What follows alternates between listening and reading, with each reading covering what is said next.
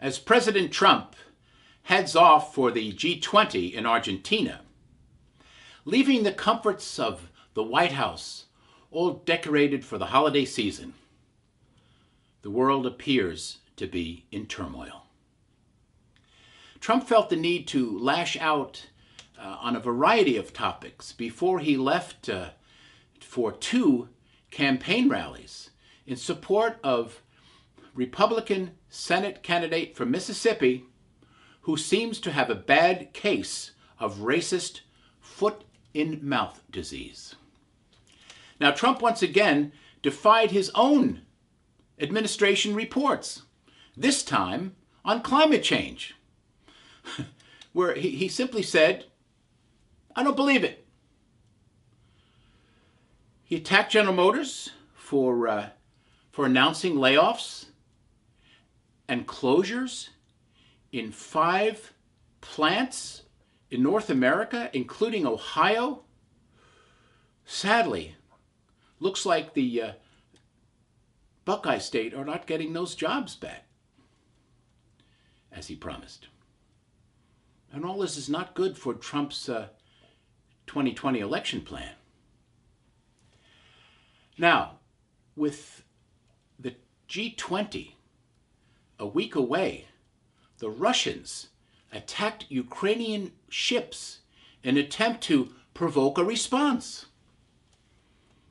Maybe this is Putin's idea of another form of election meddling, attacking a weak Ukrainian president on the eve of an election. As the world holds its breath and condemns this action in fear of a massive escalation, the Ukrainian government has declared martial law. And just who will stop Vladimir Putin as he attempts to rebuild Russia to its former glory? Will President Trump even mention this to Putin when they meet together in Argentina? Or will this be another Helsinki private meeting where we have no idea of what was said and no record of what was said? Will Trump need to explain the consequences of his political losses to former KGB Lieutenant Colonel, and why sanctions relief is less likely now with the new Congress? It also seems clear that soon the Democratic House will be seeking Trump's tax returns and drilling into his financial ties with Russia, Saudi Arabia, and others. And what surprises will be in store for the Commander-in-Chief when he returns? Could the Mueller investigation be on the verge of completing their report, which might expose an intricate plan to influence the 2016 election? Apparently, Paul Manafort, Mr. Russia Connection, has lied to the Mueller team after his plea agreement, and they are ending this cooperation and moving to sentence him.